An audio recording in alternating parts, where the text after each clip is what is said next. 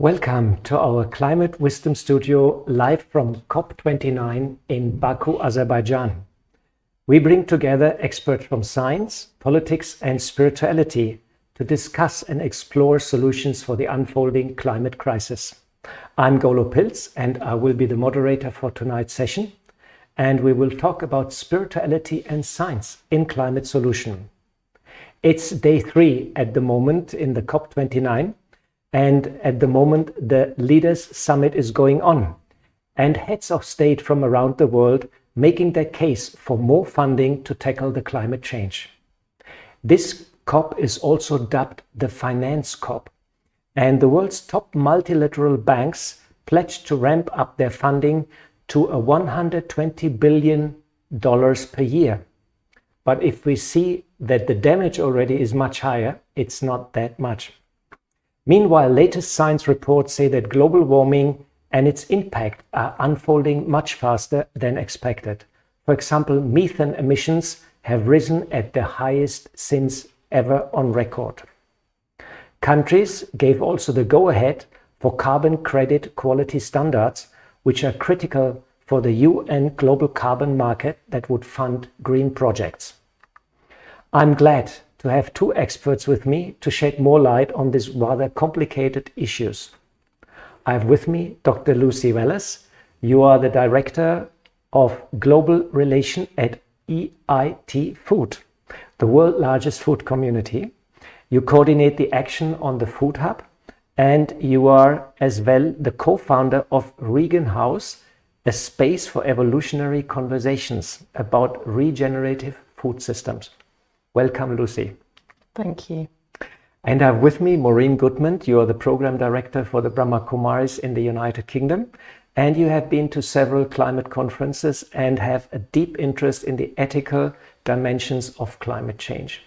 Since long, you also have been active in the interreligious dialogue and have represented the Brahma Kumaris on many occasions.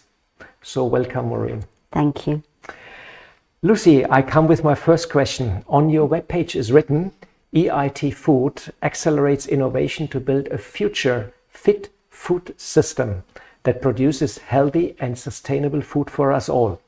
Please tell us in a nutshell more about your activity.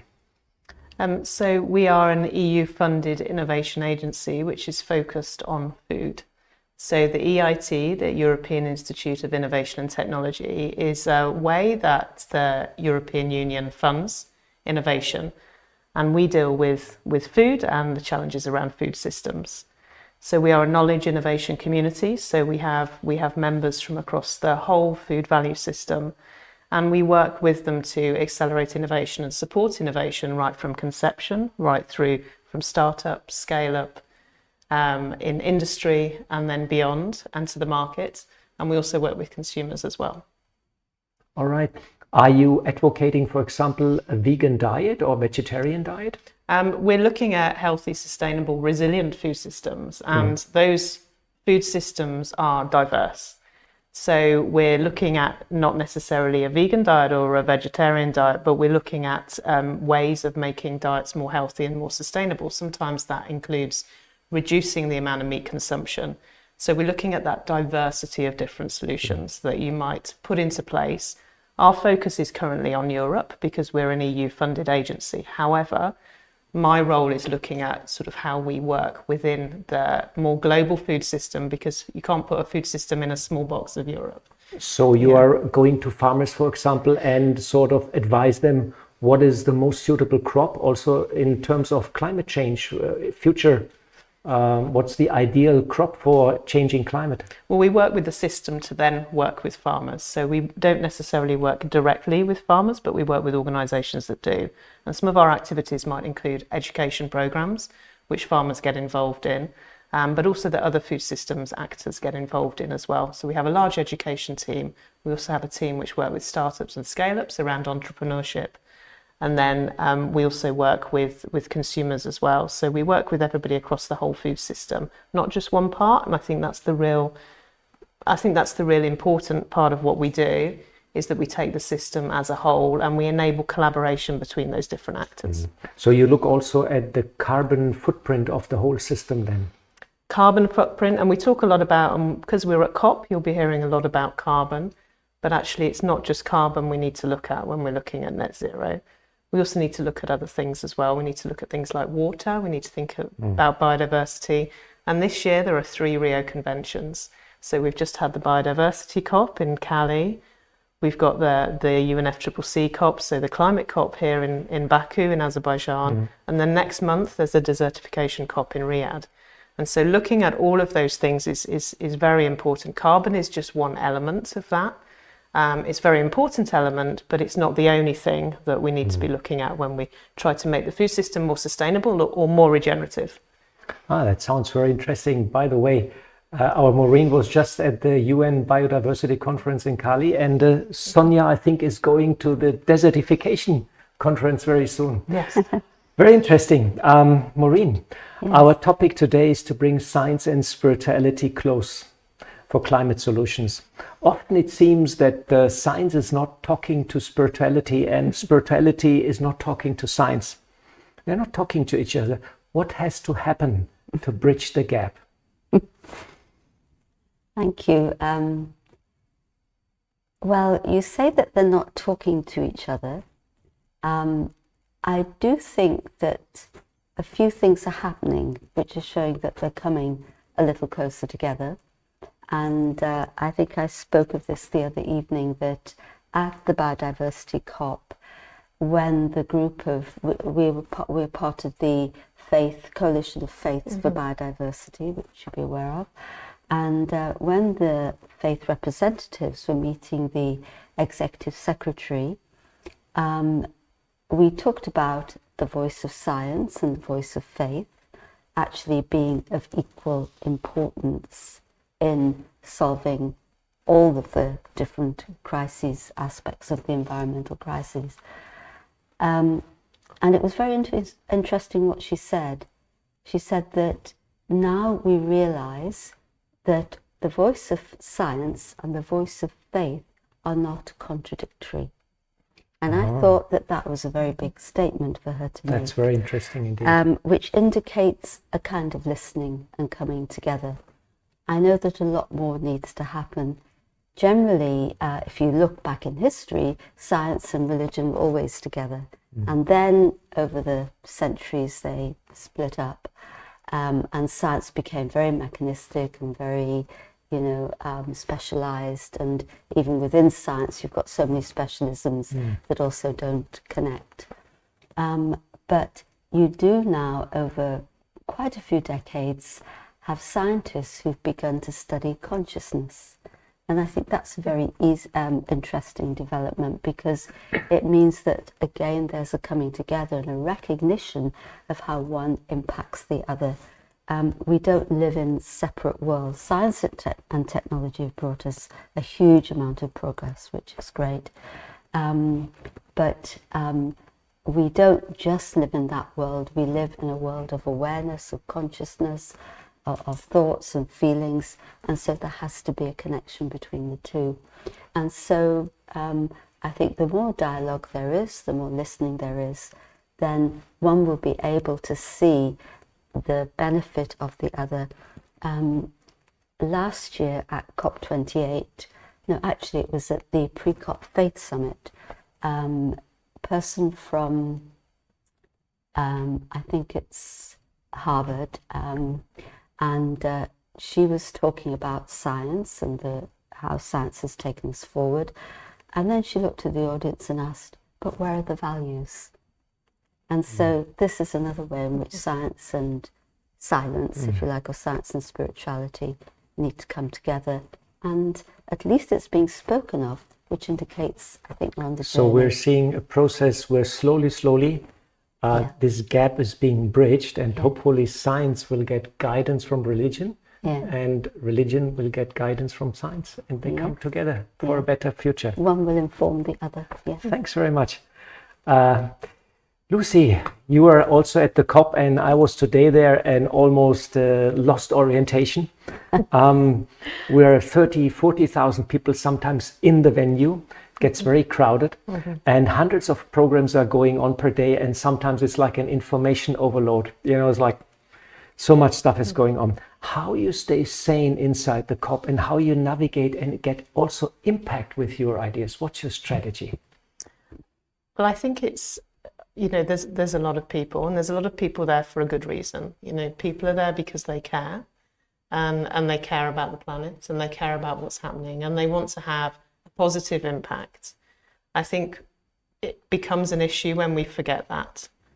It becomes an issue when we just get caught up in the process, and we get caught up in the negotiations or caught up in going from event to event to event. And I agree, it's incredibly hard to navigate all of that. So what we try and do, and what we're doing in the Action on Food Hub, which is a space that my team coordinates, in collaboration with some other organisations, we hold daily meditations first thing in the morning. And we have that grounding, which I think is incredibly important. And what I've found on a personal level is having those pauses, and those pauses to ground you at the start of the day, maybe at other points in the day as well, is incredibly important at reminding you why you're there, because it's easy to lose your way, it's easy to forget. And it's not that we need to forget all of the other stuff and, not concentrate on the important parts of why we're there, which is impacting on policy and and having that, enabling the food system to have a say and to be there and to guide policy, but to also connect in with the other sectors that are there as well. But we just need that reminder of why we're there. Even just a couple of moments of going back to your breath is incredibly powerful. And it's helpful, and it's surprising the amount of people that see that as a positive thing, but they forget in the moment, because it's rushing about, it's running from meeting to meeting or session to session. There are huge crowds of people, and it is very, very hard to forget. So we need that reminder, and that for me is incredibly helpful, but it's also helpful, I think, for a lot of other people. So being aware, the overall purpose of us being there at the COP to find a solution for climate. And I would say all of the people have good intentions there. They really all want to help planet Earth. I think the majority, yes. Yeah. Let's hope. Maureen, science is quite clear about the climate crisis. I mean, it's like written since 30 years or so, has been predicted, and now the bad stuff is happening. And they're also quite clear what has to be done, actually. Nowadays, even research institutes, they give pathways, they give instruction of what has to be done, what politics has to do. They're pretty clear. Alas, we humans, we don't follow their advice. Somehow we don't listen. Big question is, what stops us? Is it bad karma or ignorance, or is it a blockage, or whatever stops us to follow that what we understand? How a spiritual mindset can overcome that blockage? No, it is a very crucial question, actually, because if we're going to mitigate against the crisis, then we need a change in lifestyle, a change in mindset. And I loved very much, it's a practice that many of us have too, about taking pauses and so on. But why? I wouldn't say bad karma or even ignorance, actually, because it's there staring us in the face. But there's a kind of stubbornness, and an unwillingness to change. And I think because that involves a little bit of sacrifice, involves a little bit of stepping into the unknown, and that's scary for people. And also there's, all the sort of opinions of society.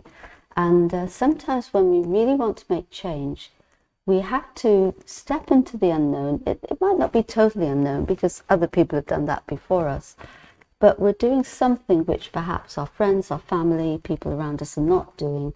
And so there's a little bit, what will people think, and so that's why we need to be a little bit internal about this as we take those pauses, and actually get in touch with our deeper feelings, our spiritual reality within ourselves, so that we can gain the strength to do what our conscience is telling us to do, because we actually know what we have to do.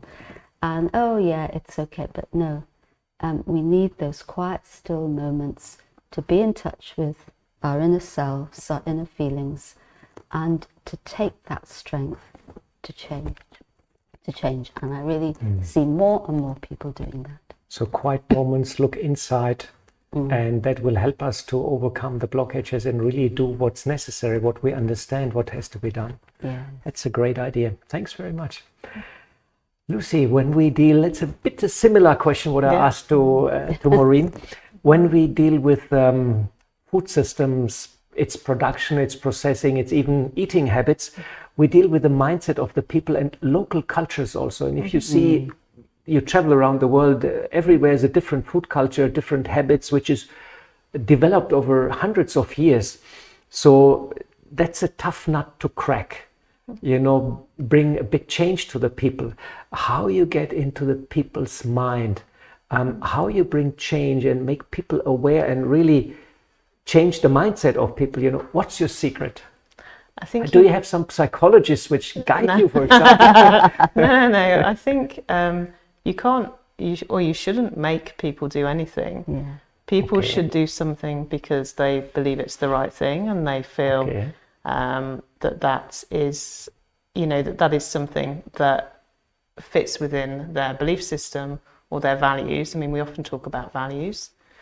So I think recognizing the diversity of the food system, the diversity of solutions within the food system, which is incredibly complicated and incredibly complex, is absolutely key. A lot of the reasons why we have the challenges we have is because we've tried to simplify the food system.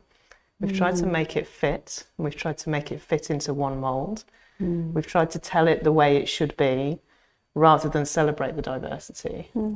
So I always feel that really we need to, it's not just biodiversity of animals and creatures and plants and organisms, but it's diversity of solutions, of different ways of eating and different ways of being, and we should definitely celebrate that and we should support it.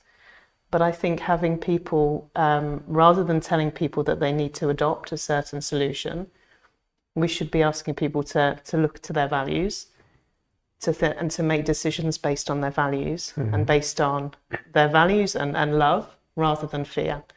I always try to make decisions based on love rather than fear, because when we make decisions based on fear, we make decisions which are harmful to many people, to beings, to the planet. If we make decisions based on love and we bring our full selves to work rather than leave that at the door when we go to work in the food system or whichever sector we work in, then we kind of make decisions which can be a bit harmful. And I think part of the reason we're in the situation we're in is that we've made decisions based on fear, and we've just tried to make everything conform, make everything sort of easy to deal with, simplify it. So celebrate diversity, make decisions based on love rather than fear, and then I think we solve all the problems. So we have to do a lot of education and raise the awareness of people so they understand. Yeah, or give them the agency to make these decisions. Give them the agency to bring their values to work, because this is, the food system is a job for a lot of people, whether you're a farmer, whether you're a buyer of food, whether you're whether you're a manufacturer, whether you're a consumer or an eater, or a person within the food system.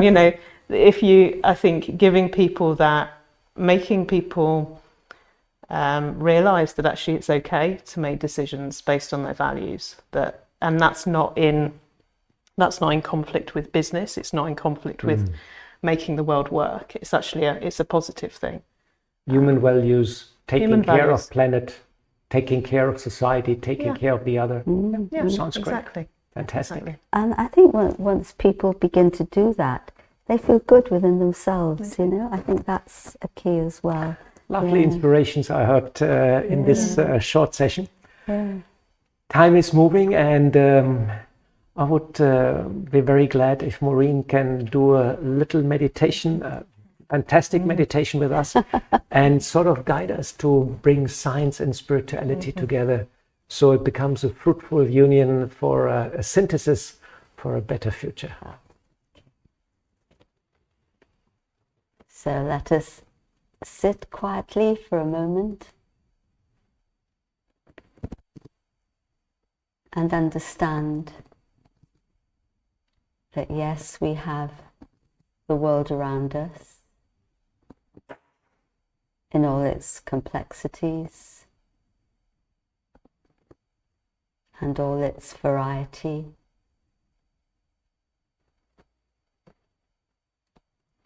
And we have the world within,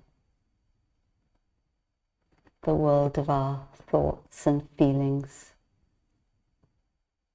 the world of our consciousness.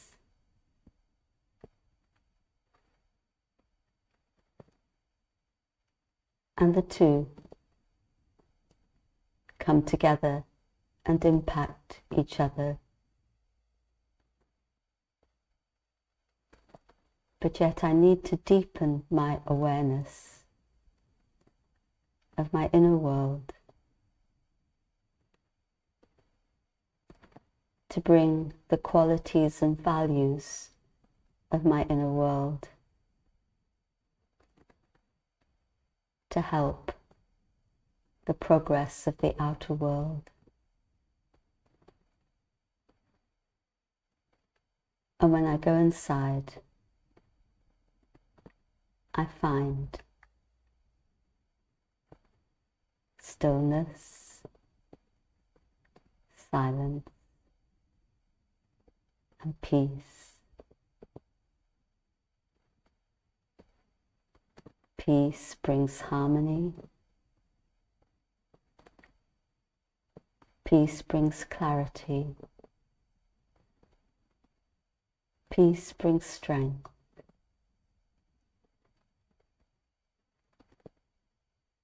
Peace enables me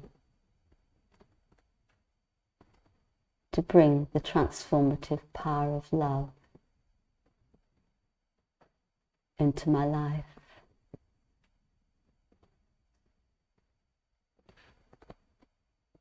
So as I move through life, let everything that I think, that I do, be empowered by the peace and the love within. And then the inner world and the outer world will be in harmony once again.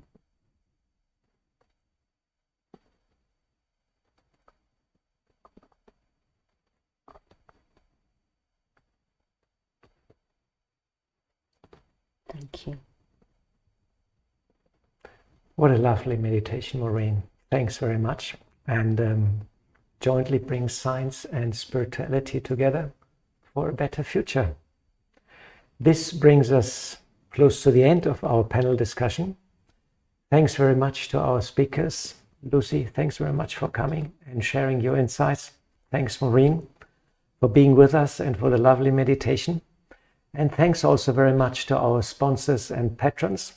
And also thanks to all the volunteers, a lot of people behind the camera who make this transmission, this studio possible. When you look on the other side of the camera, there's a lot of lights and a lot of cables and a lot of things going on. And thanks very much to all the helpers. And please join us tomorrow for another session at the same time of our Climate Wisdom Studio. Please look at our webpage www.echo.brahmakumaris.org/live. You will find more information about our Climate Studio. Last not least, thanks very much for our global audience to staying with us. And I learned a lot today, and I hope you have been inspired and learned also about food systems and how to bring science and spirituality together. Please stay with us. We show a short video afterwards, and then we commence the program with part number 2, how spirituality and science can be a solution for climate problems. Thanks very much.